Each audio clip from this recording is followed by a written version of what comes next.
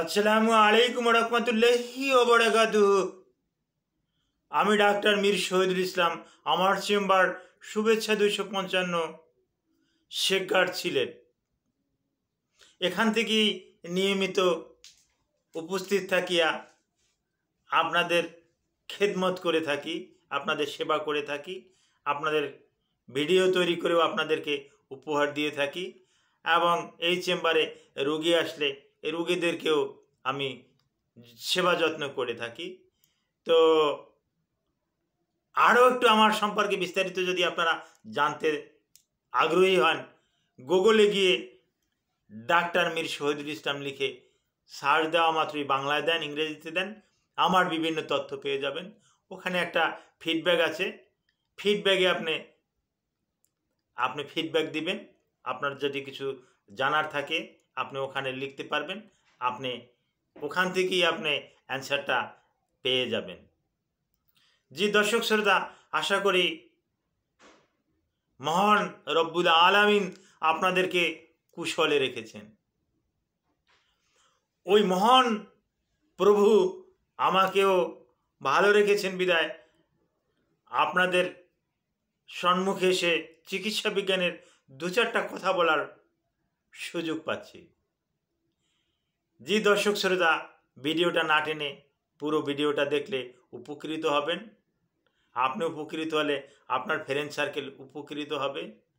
আর একটা অনুরোধ, ভিডিওটা যদি আপনার ন্যূনতম ভালো থাকে, এই ভিডিওটা আপনি কত মাধ্যম ব্যবহার করেন, ফেসবুক, হোয়াটসঅ্যাপ, টুইটার, ইনস্টাগ্রাম, এগুলোর যে কোনো একটা টাইমলাইনে রেখে দিবেন, মানুষ দেখতে পারবে। আপনারও যখন মন চায় আপনি আবার দেখতে পারবেন, উপকৃত হবেন। জি দর্শক শ্রোতা, আলোচনা করব ধনুষ্টঙ্কার বা টিটেনাস নিয়ে। ধনুষ্টঙ্কার বা টিটেনাস কি, নামের সাথে কিন্তু বাংলা নামের সাথে কিন্তু মিল আছে। ধনুকের মতো বা ওই তীরের মতন একেবারে এরকমের বাঁকিয়ে যায় বিদায় ধনুকের মতন বাঁকিয়ে যায়, যার পরিপ্রেক্ষিতে এর নামই ধনুষ্টঙ্কার। এখন এই ধনুষ্টঙ্কার জীবাণুটার নাম কি? এটা আপনাদেরকে যদি বলা হয় যে এই ধনুষ্টঙ্কার কোন জীবাণু দিয়ে হয়, তখন আপনি কি বলবেন? ধনুষ্টঙ্কার জীবাণুটার নাম ক্লোস্ট্রাডিয়াম টিটানি। আমি আবার নামটা বলতেছি, ক্লোস্ট্রাডিয়াম টিটানি বা ক্লোস্ট্রাডিয়াম টিটেনাসও বলতে পারেন। এই জীবাণু দ্বারা আক্রান্ত হয়। এটা কোন শ্রেণীর? এটা ওয়ান কাইন্ডস অফ ব্যাকটেরিয়া। এটাকে আবার ভাইরাস মনে করার কোনো কারণ নাই। Clostridium tetani one kinds of bacteria, not a virus. তো এই ব্যাকটেরিয়া দিয়া টিটেনাস হয়ে থাকে। টিটেনাস কাদের হয়? যে কোনো বয়সে হতে পারে। তা যে সমস্ত মাধ্যম এই ক্লোস্ট্রাডিয়াম টিটানি থাকে কোথায়? এ মাটিতে বাস করে, পচা মাটিতে, কর্দমুক্ত মাটিতে, দুর্গন্ধযুক্ত মাটিতে বাস করে, মরিচে ধরা লোহা এতে সে বাস করে। যখন মরিচে ধরা একটা প্যারাগে আপনি আঘাত লাগলো এবং ব্লাড সংস্পর্শে আসলো, মরিচে ধরা একটা লোহায় আপনার কিছু অংশ ছিঁড়ে গেল, কেটে গেল, ওখান থেকে একটু রক্তপাত হলো, তখনই আপনার শরীরে ঢুকে গেল। আর এটা শরীরে ঢুকে গিয়ে বেশ কিছুদিন সুপ্ত থাকবে, তারপরে এর কার্যক্রম পরিচালনা করবে, তখনই আপনি এই রোগে আক্রান্ত হবেন। আমি আসছি এর লক্ষণগুলা, ডেঞ্জারাস লক্ষণগুলো আমি পর্যায়ক্রমে আমি আলোচনা করব। আর এই ক্লোস্ট্রাডিয়াম টিটানি এটা আমাদের কিছু কিছু অবহেলার কারণেও এরকমের হয়ে যায়। আমাদের ওই যখনই একটু রক্তপাত হয়, কেটে যায়, তখন ওই কাটা জায়গা দিয়েই ওই কর্দমুক্ত মাটি থেকে ঢুকতে সুবিধা হয়। কিন্তু তখন থেকে যদি আমরা চিকিৎসাটা করে যাই তখন কিন্তু আর হয় না। আর প্রত্যন্ত অঞ্চলে অনেক সময় ডেলিভারির পর বাচ্চাদের নাভি কাটা হয়, শুনলে আশ্চর্য হয়ে যাবেন। এখনও এমন অঞ্চল আছে যেখানে বাঁশের উপরে যে একটা গ্রিন কালারের আছে, এটাকে চাকু বা ছুরি দিয়ে এটাকে বাহির করে নেওয়া হয়। এই বাঁশের এই যে করাত বা বাঁশের যে কঞ্চি, এই বাঁশের কঞ্চি দিয়ে বাচ্চাদের নাভি কাটা হয়। কত না ডেঞ্জারাস!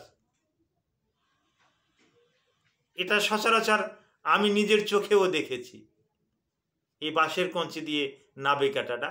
তবে বর্তমানে বিলুপ্তির পথে।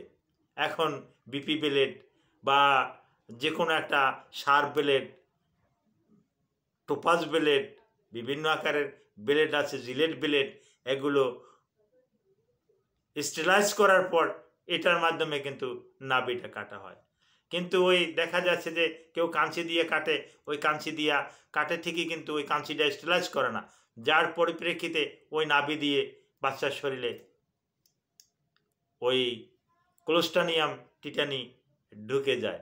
আর ক্লোস্ট্রিডিয়াম টিটানি যখনই ঢুকে যায় তখনই বাচ্চার শরীরে কয়েকটা দিন পরেই বাচ্চার শরীরে জ্বর হয়, খিঁচুনি হয়, বাচ্চা বুকের দুধ খাওয়া বন্ধ করে দেয়, বুকের দুধ এমনি সে টানতে পারে না, সে দুর্বল হয়ে যায়, মাসেলগুলা শক্ত হয়ে যায়, মাসেল ক্রাম্প হয়ে যায়, হ্যাঁ, যার পরিপ্রেক্ষিতে বাচ্চা নিস্তেজ হয়ে যায়। বয়স্কদের ক্ষেত্রেও এই একই রকমের। এখন লক্ষণে আসছি, লক্ষণ এরকমের। আর লক্ষণগুলো হলো, প্রথমত শরীরে জ্বর থাকবে, আর এই যে নেক ঘোরাতে কষ্ট হবে, কারণ নেক শক্ত হয়ে যাবে, ঘাড় শক্ত হয়ে যাবে। তৃতীয়ত যেটা হবে, মাসেলগুলা স্ট্রং হয়ে যাবে, শক্ত হয়ে যাবে, খিঁচুনি আসবে, কনভার্সন আসবে। এই মাসেলে আসতে পারে, পায়ের মাসেলে আসতে পারে, এরকমের হয়ে যাবে। এবং আস্তে আস্তে করে শরীর বাঁকা হয়ে যাবে। কতটুকু বাঁকা হয়ে যাবে এটা যারা দেখেন নাই তারা তো বলতে পারবে না। আমরা তো নিয়মিত দেখি, যার কারণে আমরা অভ্যস্ত। একেবারে অ্যাস লাইকে ধনুক যে রকমের, ঠিক ওই রকমের বাঁকা হয়ে যাবে। এই কপালটা যাবে বাঁকা হয়ে, এভাবে বাঁকা হয়ে কপালটা যাবে তার মাটিতে। আর পায়ের ওই বৃদ্ধাঙ্গুলি, এই দুটো যা থাকবে পায়ে, আর তা সব জেগে যাবে। এই কপাল আর বৃদ্ধাঙ্গুল ছাড়া আর তা সব উপরে জাগন্ত থাকবে। তো চিন্তা করেন কতটা খিঁচুনি দিলে এরকমের হতে পারে।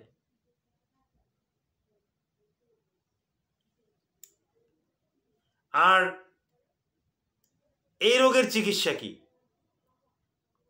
হ্যাঁ, এই রোগেরও চিকিৎসা আছে। যথাসময়ে কিন্তু টিকা নিতে হবে। টিকাটার ধরনটা কি?